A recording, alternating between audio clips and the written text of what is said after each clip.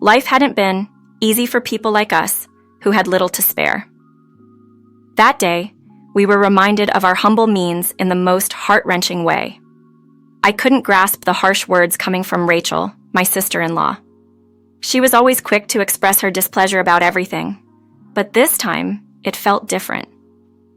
Rachel had hidden a gift meant for her daughter, Angela, and now it seemed she had taken away the present Angela had excitedly prepared.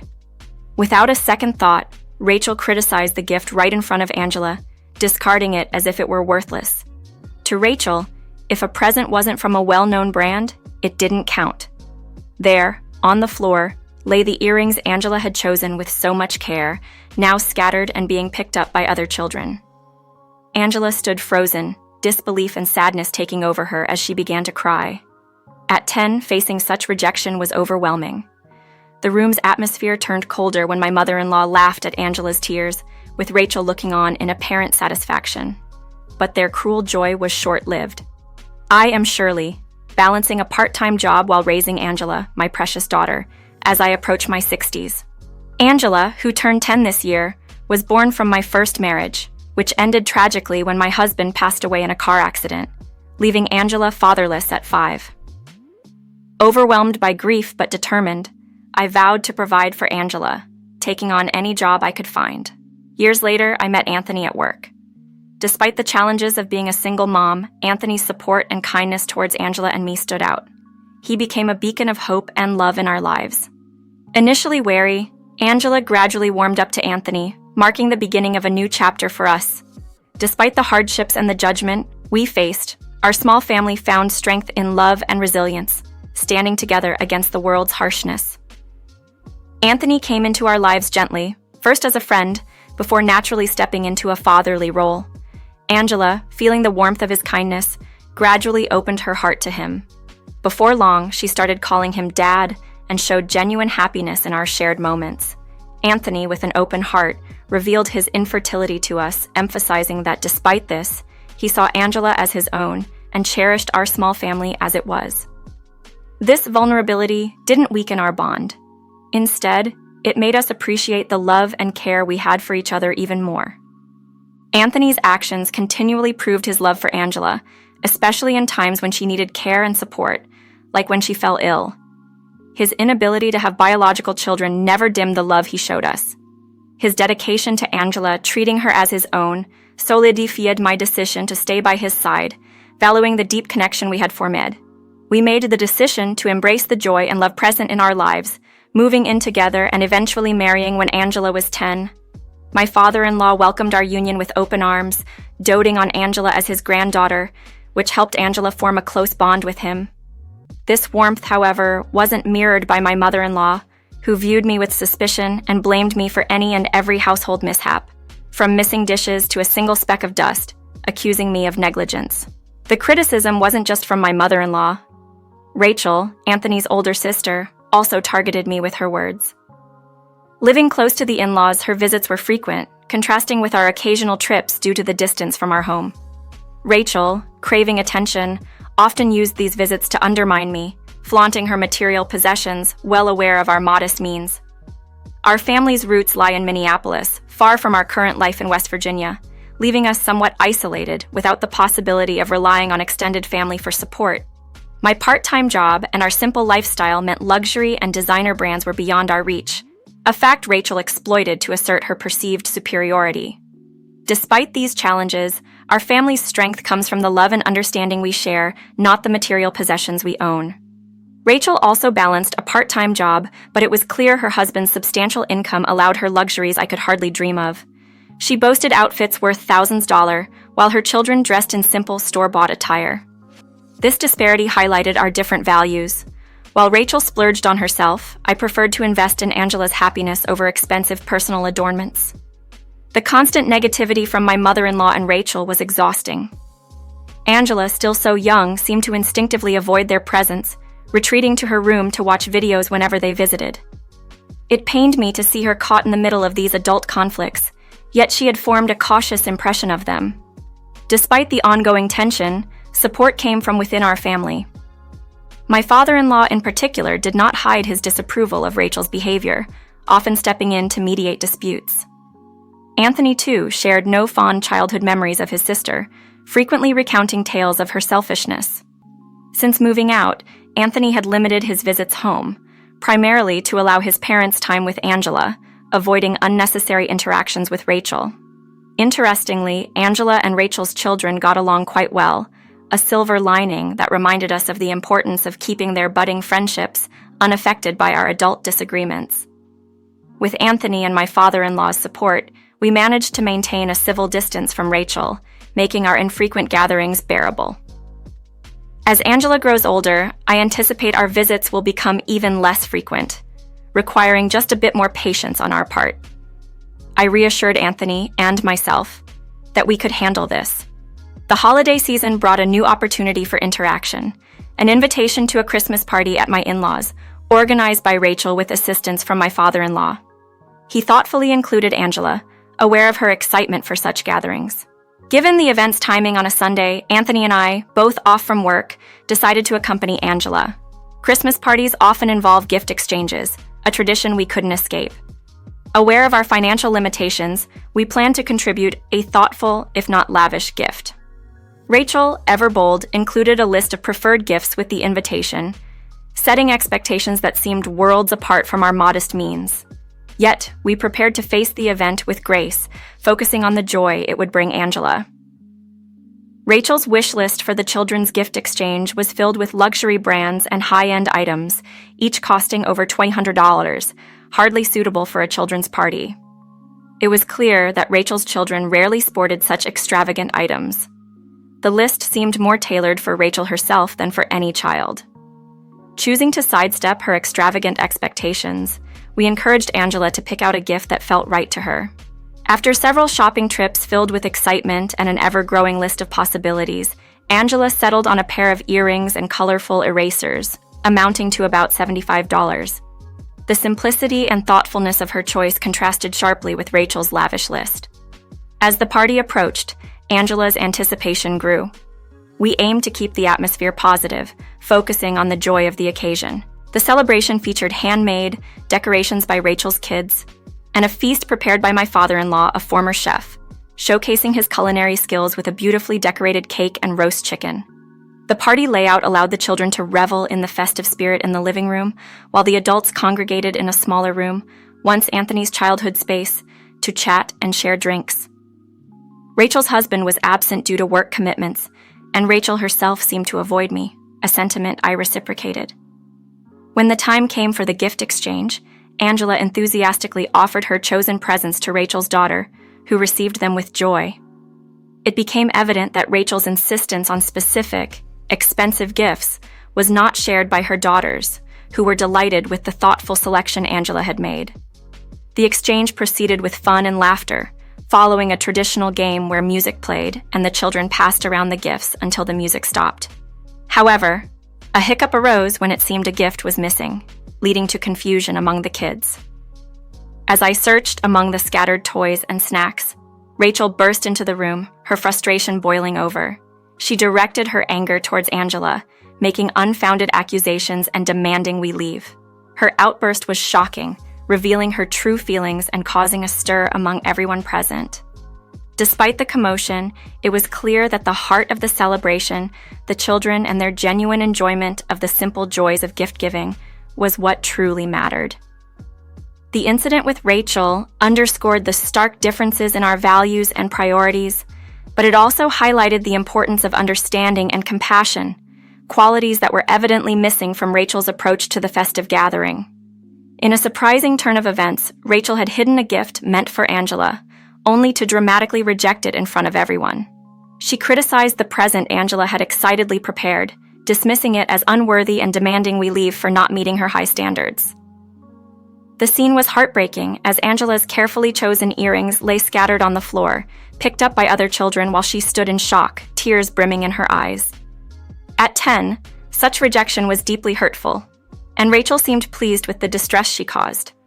However, the situation took a sharp turn when my father-in-law, typically calm and reserved, intervened with unexpected fervor. He defended Angela passionately, scolding Rachel for her harshness, a side of him I had never witnessed. Even my mother-in-law, previously joining in on the mockery, fell silent under his rebuke. It was revealed that my father-in-law and Anthony, having abstained from alcohol, had observed the entire ordeal. Anthony had shared with my father-in-law Rachel's unreasonable demands for expensive brand name gifts. Disappointed by such materialistic values, my father-in-law seized the moment to address the issue. Amidst the tension, Rachel's children began to show kindness to Angela, offering comfort despite their mother's objections. Rachel, panicking, tried to pull them away, fearing they would be influenced by Angela's poverty. Yet, the children ignored her, rallying around Angela in a silent protest against their mother's and grandmother's behavior. This unexpected solidarity among the children clearly shocked Rachel and my mother-in-law, who had underestimated their compassion and sense of justice. My father-in-law then took this opportunity to teach a valuable lesson. He gathered the children and recounted a tale from Rachel's past, illustrating her long-standing struggle with materialism. He explained how Rachel, drawn by the allure of quick money, worked in environments that prized luxury and appearance over substance, leading to her obsession with designer brands. This story served as a poignant reminder of the values we choose to embrace and the impact of our actions on those around us, offering a moment of reflection in the midst of a heated family gathering. Struggling financially, Rachel maintained her expensive habits for years until her third year of university, when her secret club job was discovered by my father-in-law. Faced with the threat of being thrown out, Rachel left her nightclub job. This marked the only occasion, according to my father-in-law, that he had ever raised his voice at her. Subsequently, Rachel took up a job as a supermarket cashier before landing a position at an office where she met her future husband. Despite leaving her job upon marriage, her penchant for luxury items persisted, often leading to criticism from her husband, who believed one should only buy what they can afford themselves. The gift suggestions Rachel made for us were, in truth, items she desired for herself. When confronted about her lavish lifestyle on a part-time salary, Rachel claimed to manage it through increased work shifts. However, her argument crumbled when my father-in-law revealed her debt situation, leaving her speechless and deflated. The revelation cast a shadow over the Christmas party, prompting us to leave early to spare the children from a tarnished holiday memory.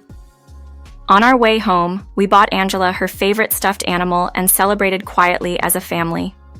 Months later, we learned Rachel's marriage had ended in divorce after her husband discovered her hidden debts, including the cancellation of their children's education in Stepchild, her luxury purchases. This led to a fallout with her ex-husband's family, and eventually, Rachel was disowned. Since then, Rachel's children, now teenagers, have chosen to live with their father. Rachel faces legal action for alimony and child support, which she struggles to pay. Despite these challenges, their father ensures they do not suffer financially, although raising 3 children alone is no small feat. Seeing an opportunity to assist, I considered helping with the children's education, leveraging my research into online learning. Anthony, who has a natural rapport with children and has previously helped them with their studies, agreed to support them online at the request of their father. This not only aids in their education, but strengthens the bond between our families, offering a glimmer of hope and support in the midst of challenging times. 9 months have passed since the divorce, and I still find myself receiving angry messages from Rachel. She continues to shirk responsibility, lashing out at Anthony and her own children, claiming her efforts in raising them were unappreciated. She insists they will regret their decisions, labeling the divorce as a grave injustice. Rachel has since moved back to her parents' house, where my mother-in-law, despite Rachel's erratic behavior, has been unwavering in her support. This shift in my mother-in-law's attitude, from once scolding Rachel to now endorsing her every action, raised eyebrows, especially for my father-in-law, who sensed something was amiss. Prompted by his suspicions, my father-in-law embarked on a discreet investigation into my mother-in-law's actions, eventually uncovering compelling evidence. He urged us to visit, and so, after a long hiatus, Anthony and I returned to my in-laws' residence. Our visits had become rare, as my father-in-law often preferred to visit us instead. Arriving at a house that once brimmed with festive cheer but now seemed somber, we stumbled upon documents revealing debts incurred in my father-in-law's name. A discovery that baffled us, knowing his prudent nature. Caught off guard by our presence, Rachel and my mother-in-law returned home to find us sifting through the evidence of their financial misdeeds. Confronted with these revelations, my father-in-law stepped in, separating Anthony from an agitated Rachel and laying bare the extent of their financial ruin. Not only had Rachel amassed debt under her father's name after exhausting her own creditworthiness, but it was also revealed that my mother-in-law had squandered their retirement savings on extravagant expenditures alongside Rachel. The savings my father-in-law, a dedicated and frugal company employee, had accumulated over the years for a comfortable retirement, totaling about $2.5 million, had vanished in just 4 years, leaving them with a staggering debt of approximately $2.8 million. Rachel and my mother-in-law attempted to deflect blame, casting it on Rachel's ex-husband and various other unfounded excuses. However, my father-in-law, armed with undeniable facts, methodically dismantled their arguments. In a decisive move, he presented a divorce form to my mother-in-law, expressing that being associated with her had become his life's regret and disowning Rachel as his daughter. The sight of the divorce document sent my mother-in-law into a state of panic, marking a turning point in a saga that had been fraught with denial and blame-shifting. The revelation and subsequent actions underscored the deep fractures within the family, brought on by unchecked desires and financial irresponsibility.